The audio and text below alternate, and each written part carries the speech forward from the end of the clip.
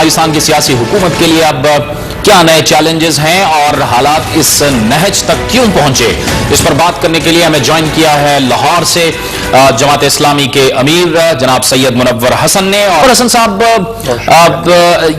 آپ کیا سمجھتے ہیں کہ یہ حالات جو اس نہج تک پہنچے ہیں یہ کمزور سیاسی فیصلوں کی وجہ سے پہنچے، اور آپ نے بھی ظاہر ہے احتجاج کا اعلان کر رکھا ہے، اس احتجاج کی نوعیت کیا ہے؟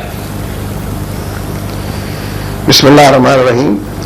آپ نے تو خود ہی تمام چیزوں کو اسٹریم لائن کر دیا ہے۔ حقیقت یہ ہے کہ پاکستان کے لوگ شدید غصے میں ہیں، جھنجھلاہٹ کے عالم میں ہیں، بکھرے ہوئے ہیں، اور انہیں اپنے سوالوں کے جواب نہیں مل رہے ہیں۔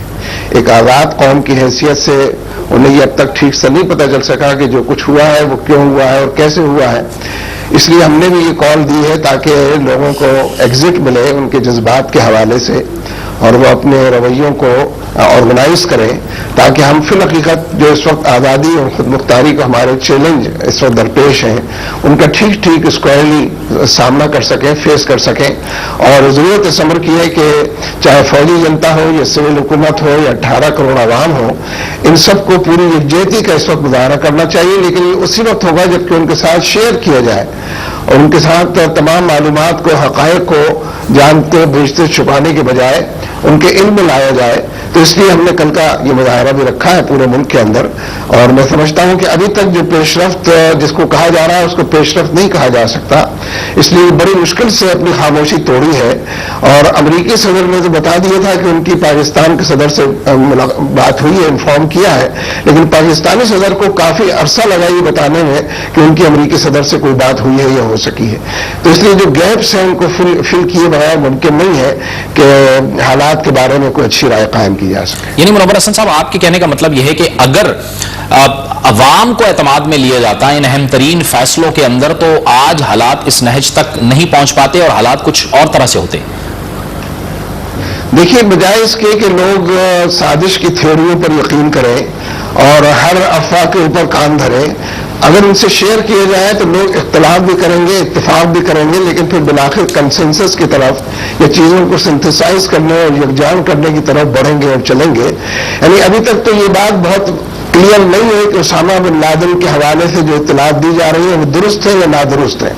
محض امریکیوں کے کہنے پر آپ یقین کر لیں تو ان کے کنڈکٹ کے اندر وہ تمام امور موجود ہیں کہ جو ان کے پورے رویے کو صحیح معنوں میں مشکوک بنا دیتے ہیں اور انہوں نے جو دعوے کیے ان کو غلط ثابت کر دیتے ہیں۔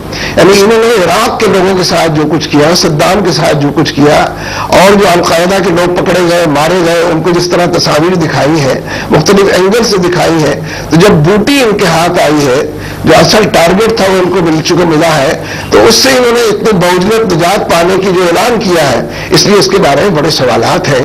اور مجھے حیرت ہے پاکستان کی فوج نے بھی اور پاکستان کے فورن آفس نے بھی اس پر بالکل علم الیقین اور عین الیقین ہر طریقے سے یقین کر لیا ہے۔ تو ظاہر ہے کہ یہ وہ سوال ہے جو کامن مین اور ہسٹری بھی پوچھتا ہے اور صاحب علم بھی یہ سوال پوچھتا ہے۔ پھر اسی طریقے سے دوسری بات یہ ہے کہ یہ کہنا کہ ہماری انیشیٹو پر تو یہ کام شروع ہوا تھا لیکن ہم اس کے اندر موجود نہیں تھے، یہ بہت ہی عذر لنگ ہے، اور حقیقت یہ ہے کہ عذر گناہ بدتر از گناہ ہے۔ اسی لیے لوگ اپنے ملک کے بارے میں، ایٹمی پروگرام کے بارے میں بھی تشویش میں مبتلا ہو گئے ہیں۔ پاکستان کی سوورنٹی کے بارے میں اور اس کے بقا کے بارے میں لوگوں کے ذہنوں میں سوالات اٹھ رہے ہیں، اور انڈیا نے دھمکیاں بھی دینی شروع کر دی ہیں۔ کوئی دقیقہ اس نے فروگزاشت نہیں کیا۔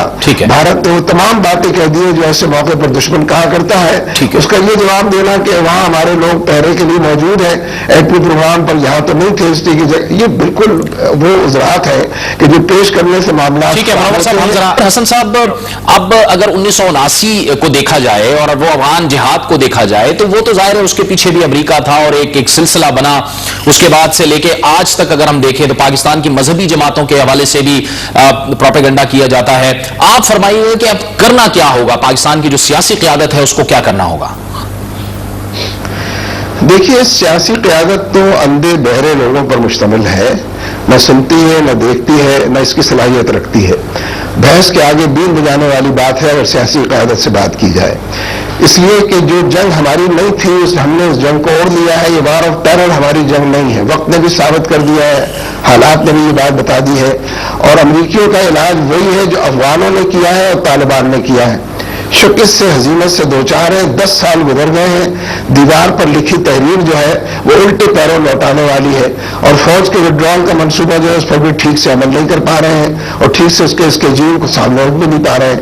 تو اس لیے ہمیں فوری طور پر یہی کرنا چاہیے, ملٹری لیڈرشپ کو بھی سمجھنا چاہیے اور سیاسی قیادت کو بھی, کہ وار آف ٹیرر سے نجات پائیں. اسی کے نتیجے میں جو اس کے فٹ نوٹس ہیں, اس کا پہلا فٹ نوٹ ملٹری آپریشن ہے, اس کا دوسرا فٹ نوٹ ڈرون طیاروں کے حملے ہیں, اس کا تیسرا فٹ نوٹ مسنگ پیپل ہے.